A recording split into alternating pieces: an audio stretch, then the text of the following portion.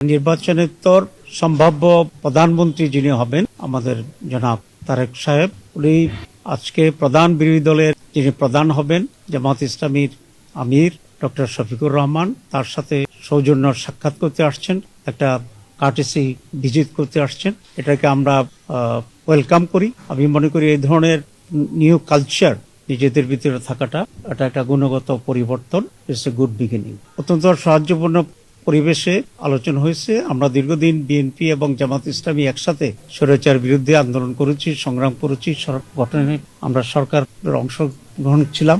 এখন একটা ফ্যাসিবাদের পতনের পরে আমরা দুটি দল আলাদাভাবে নির্বাচন করেছি, কিন্তু আমাদের ভিতরে আমরা আশা করি একটা সৌহার্দ্যপূর্ণ পরিবেশের মাধ্যমেই আগামী সময়গুলোকে আমরা রাষ্ট্র পরিচালনায় সরকার এবং বিরোধী দল সমন্বিতভাবেই আমরা দেশের জন্য কল্যাণমূলক কাজ করতে পারি।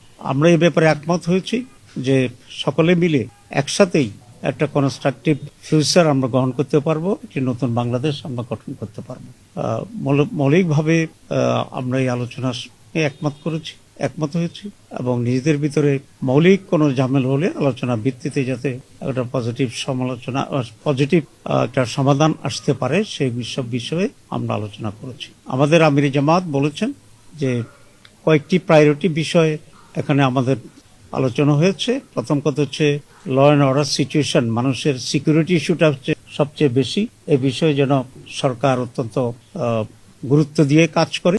এরপরে ইকোনমির ব্যাপারে আমরা কথা বলেছি এবং বিশেষ করে জনগণের যে মৌলিক যে প্রয়োজনগুলো আছে, খাদ্য, বাসস্থান, এডুকেশন, এসব বিবেকীয় অগ্রাধিকার পদ্ধতিতে যেন সরকার কাজে করে সেই ব্যাপারে আমরা দৃষ্টি আকর্ষণ করেছি।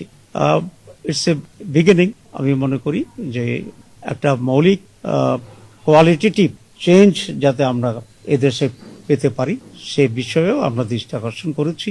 পজিটিভ যে কোনো বিষয় আছে আমরা বলেছি আমরা কোঅপারেট করব এবং জনগণের স্বার্থের বিরুদ্ধে এবং জনগণের কোনো কল্যাণের বিপরীতে যদি সেরকম কোনো ভূমিকা থাকে আমরা অবশ্যই সে ব্যাপারে আমরা প্রতিবাদ এবং ভূমিকা নেওয়ার জন্য আমরা প্রস্তুত আছি।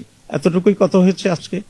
বিভিন্ন জায়গায় কিছু অঘটন ঘটেছে, কিছু ধর্ষণের ঘটনা ঘটছে, হামলার ঘটনা ঘটছে। আমরা এগুলো দৃষ্টি আকর্ষণ করেছি। আমরা মনে করি সরকারের ব্যাপারে অত্যন্ত সিরিয়াস ভূমিকা পালন করবে এবং দেশকে একটা পজিটিভ দিকে নিয়ে যাবে।